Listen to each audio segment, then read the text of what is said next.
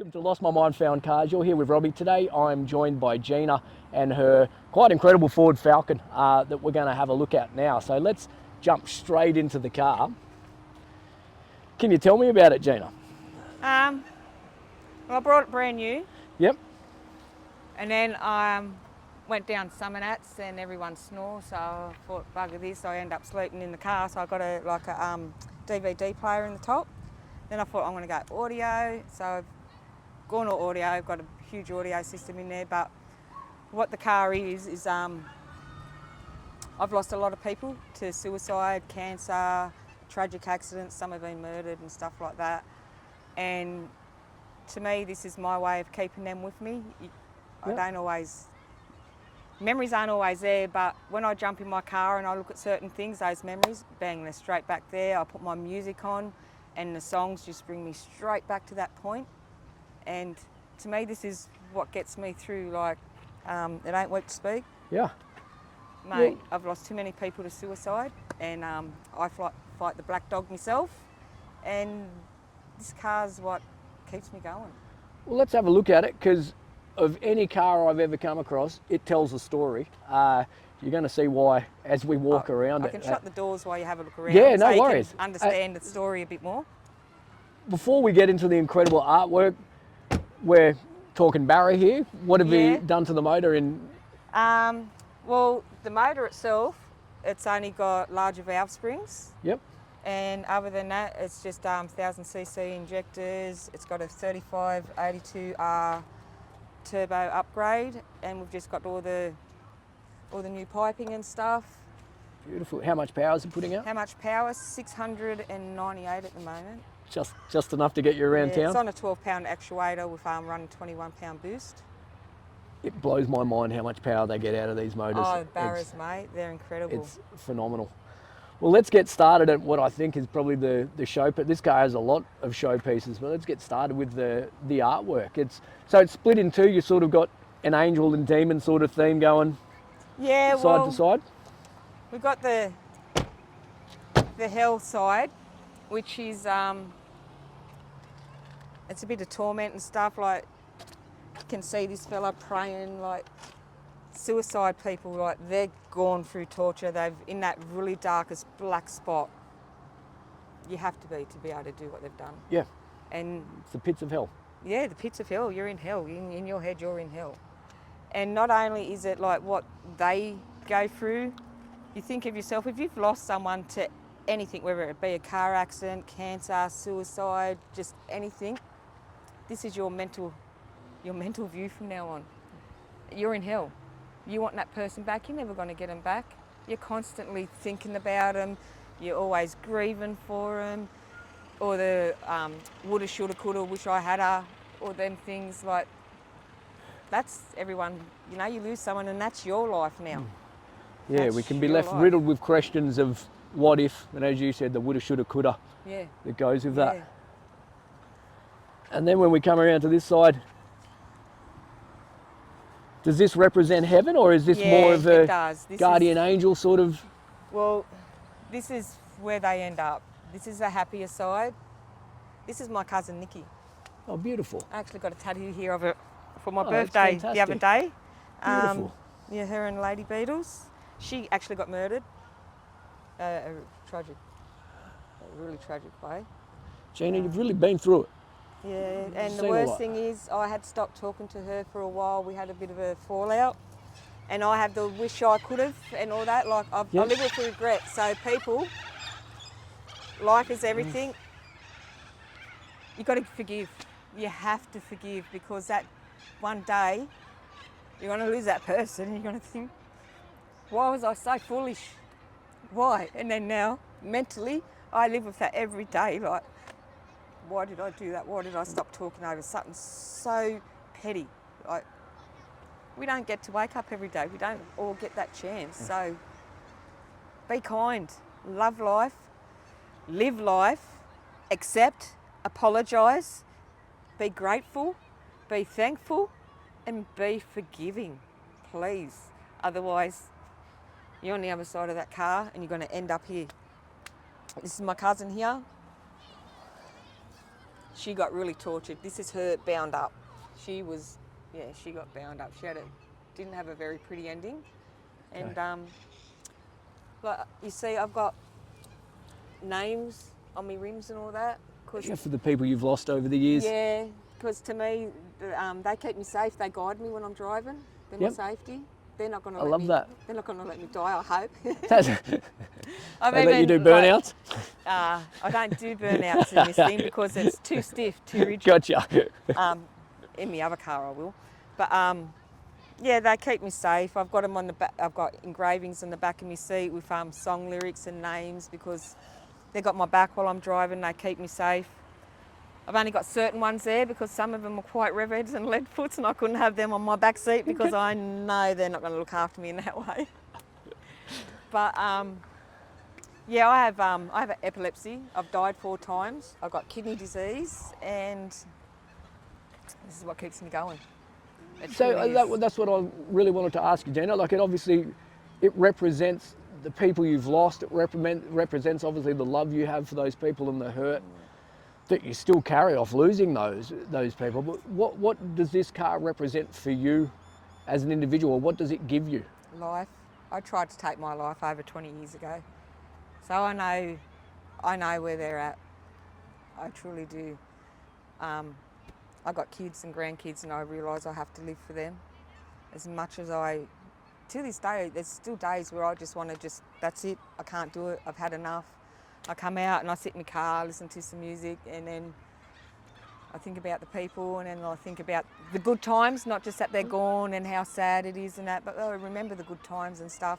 Good. Picks me up a little bit, and just I look around my car, just admire everything on it, and I wake up the next day and say, I'm thankful for that. I'm still here. I'm still here. So it gives you connection to life in a lot of ways. Yeah. It does. It gives you connection to life by the loss of life that you've suffered. It's interesting. It's something I really like about it. I mean, I don't think in the Western world we talk very freely about death and accept that death is...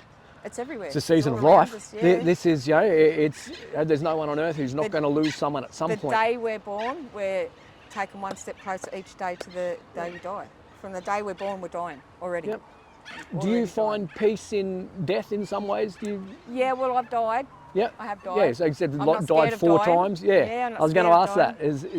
I've seen stuff on the other side. I've been sent back home. Not everyone's into that and will believe it, but I have. And yeah, I got sent back home. So it was by the cousin that I stopped talking to. Yep. And she told me I've got stuff to do. So here I am. I'm back. And yeah, I went into cardiac arrest a couple of times that time. Like straight afterwards, they got me back alive, and then I went straight back into cardiac arrest because I wanted to see her. It's just, how could I explain it? It was just a nice warm light. You felt comfortable, relaxed. So I'm not scared of death itself. Maybe a slow, painful one, yes. Yeah, I understand. But other than that, the only thing that scares me is leaving my family behind. Then they haven't got me no more. That's what scares me. It's not being there for them, knowing what it's like when you lose someone, how hard it is to not have them. Yeah, it's a hole that can't be filled. Yeah, it can't be filled, and I don't want to do that to my family. And as hard as it is up here some days, and as black as it gets, it's what gets me through. Yeah. That and my kids, and my grandkids. Have cars always been a part of your life, always been an escape for you? Yeah, I grew up, we got a lead-foot family. Like my dad, he's right in the middle. He's got 3 older sisters, 3 younger sisters. The whole lot of them are all Holden mad, except for my dad. And it's all Ford, and it's always Holden against Ford, and they'll take photos. I look at the Holden broken down to the Ford people, and the Ford sent it to the Holden people. And first car I wanted was a SLR 5000. Very nice. Dad says, you're not parking a Holden in my driveway, it has to park across the road. So actually, Peter Werrett was the first car I had. Wow. Yeah, Sigma, yeah. Nice. It was a cool little thing. But yeah, cars is all through my family. We go to Summer Nuts all the time and stuff like that. But she's won many trophies down at Summer Nuts. Gets in the top 80 all the time. Oh wow, beautiful. Yeah. It's certainly a showpiece. Can you show me the stereo as well? This is I'm not a stereo guy at all, but I find this impressive. I think you'd certainly have to. So how many subs have you got in this thing? I just got the 3 subs. So you got the 2 in the back here, and then this one here. I did used to have a big bridge thing coming up over here for white light, like a halo. Yep. Because the fellow who done the install reckons I'm an angel. I said, I don't think you know me too well. But it all started cracking, so I've taken that out. Gotcha. It's the detail is amazing. You've got the inscriptions on the back of your seats and the floor mats. Yeah, the floor mats come out, and there's more under there as well. And just the it roof really lining, is. the roof lining's all airbrushed, the entire thing. So I mean, I get in my car and I just look around. I sit in here and just video it while I'm just sitting in here, just listening to music. And it really is just a rolling piece of art. You know, it's funny. Lost Mum 2 years ago. She said she doesn't want to be on a car full of dead people. So Okay, everyone has a right to their own choices. So, it's something I love about cars is I used to not pay any attention to airbrush cars. It was never my style. But for me, I love tattoos as well, and I guess it's a similar thing. They tell a story, and your story is obviously a very strong one that is incredible significance to you. Yeah. Is there more you want to do to it? Oh, if I had more money, yeah, of course I would. I'd love to get the True Track diff in there. Yep. So that's a bit better. Eventually what I want to do is I want to take the whole back out and I want to put 2 single seats, and then all the audio that's in there can just go up in the back rear pillars so I can have fun. Yep. People don't understand this thing's like a big sled, it's a big brick to go around because all the MDF and all that in fiberglass and stuff. Do you have any idea what the stereo weighs? Well, it's an extra 550 kilos. So substantial. Added to the car. It's an anchor in the back It's an anchor. to throw it like around. People say to me, oh, you could have 3 big Maori blokes sitting in the back and still do burnouts and throw it around. I said, yeah, but they flex. It's so stiff and rigid. Yeah, just the rigidity. And I can only have 1 person in there. I'd like to have, you know, my grandkids when they get a bit older, or just opportunity to share it with people. Yeah. I understand that completely. When it comes to formal time, a lot of people are like, oh damn it, sorry. Can't go in it. We've got take like 2 one or 3 person. kids. Yeah, if you're going to the formal on your own, I can take you along. Yeah. So eventually I'm going to put the other seats in there, and it goes on the dyno quite a lot. Every year down to Sumnat, so I put it on the Friday and the Saturday. It used to qualify in the Horsepower Heroes on the Sunday for a few years as well. So eventually, if the motor does blow, I would like to up the ante. Yeah, go into the motor itself and do a bit of work in there. So if you could describe your car in one word, maybe in terms of how it makes you feel, what would that be? Alive. I love that. Yeah. You look at it and you see the depth and then think of just think the suffering and stuff that you go through. You know, you've lost someone and your heart breaks. I keep hitting my microphone, sorry people. Okay. Your heart breaks and you see something, smell something, hear something, and it just takes you back to that person, a certain day or something. The tears keep flowing. You can't help yourself, and you're in this mental anguish. You don't realise that you're in this mental anguish, but you are, because you want that day to not have existed. You want them to still be here. It's not going to happen, and you have to live with that forever. Like, it's hard. Like, we've taken over the years on some of the young fellas. I call them like my foster boys. They weren't foster boys, but they a lot of people in the area just would like brush their hands, like not interested. Outcast, sort of. I give them all chances and whatnot. And some of the most beautiful souls that you would never believe of, because everyone never give them the chance. One of them got murdered when he was 19. It was Christmas night, got shot in the back of the head. And that breaks my heart still. He's on my car. Dry, Deserves to be there. Cousin Nicole, like. Yeah. I love your message there, because sometimes you look at things as, someone might look at this car and their first sort of thought is, it's just a Hoons car. Yeah. But the message of it is so deep and so thoughtful, and it represents so many people and their stories or their legacy. Things. You have a look, I've got the purple and teal on the boot and then inside the car and under the engine, because not sure if you realise, purple and teal is suicide awareness colours. Okay. Like every detail in this car has been thought about, every last thing. like the lyrics that I've picked to certain songs and stuff, like even these things here.